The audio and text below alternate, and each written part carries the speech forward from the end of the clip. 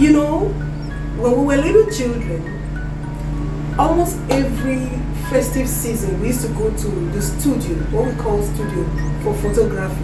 We still have them, but then it was like a whole day's work, because the cameraman will come, set his camera, use his black cloth to cover, go back, come back and adjust us, and then he will go back. Sometimes by the time he comes back, one other person has turned the head this way, and oh my, it used to be so tasking, both for the photographer and for us.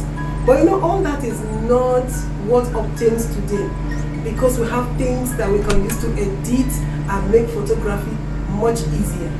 You know, some time ago I did a study and I realized that some top-notch cameras are no longer useful because they didn't upgrade to go into the electronic system of photography. That's what happens to us in life when we do not upgrade, when we are static and we stay in one place. I tell you a story about when GSM first came into my country.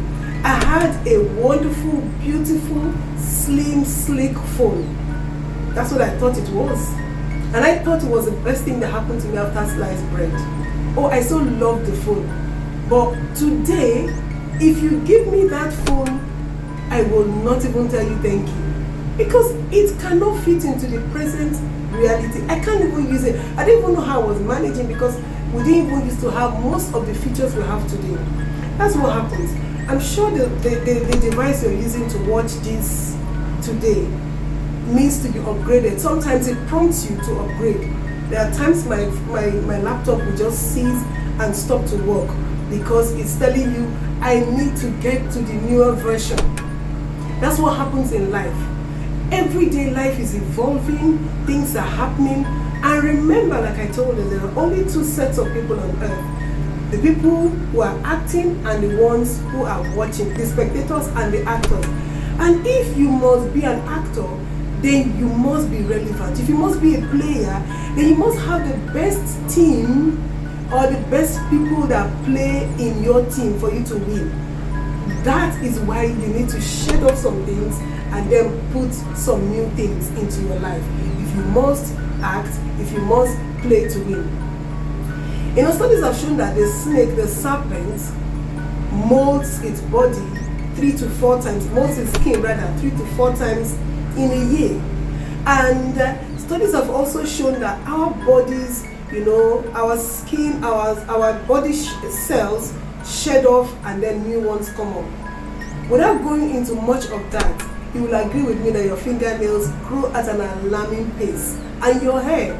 For the men, you need to go to the barbers, you need to cut your hair, and by the time you come back home in 2 weeks' time, it's all bushy. The hair is growing. The same thing happens to our fingernails, our red blood cells to go off, you know, new ones come up, our skin is shed off, and so on and so forth. Everything is evolving. Yesterday's date is no longer today's date. Today's date will not be tomorrow's date. So why would you be static? So today I'm going to be talking to us about the need to upgrade you. You know, man is basically a spirit being that lives in a body and has a soul. And from time to time you need to upgrade these aspects of your life so that you will fit into the current realities. If all you know about you, all you know about your spiritual life is what you knew since, then it may not work in the current times.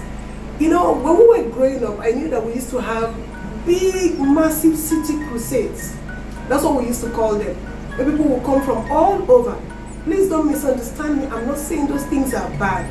But honestly, in the times we live in, you can easily reach out to thousands and millions of people just from the comfort of your home. And they can still be blessed.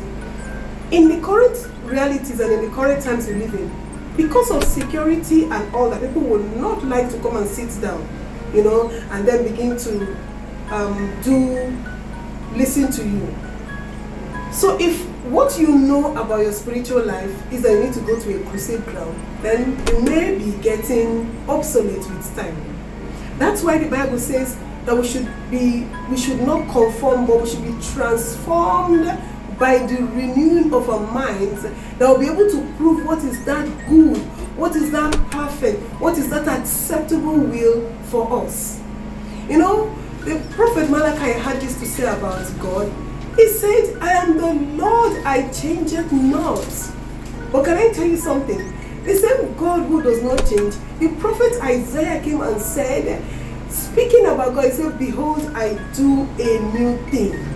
If God, who is an almighty, who is the omnipotent, omniscient, never changes, yet he does new things. Think about you. If all you do is still do the same things you do the same way you do them, then you may not be able to play and be relevant and win.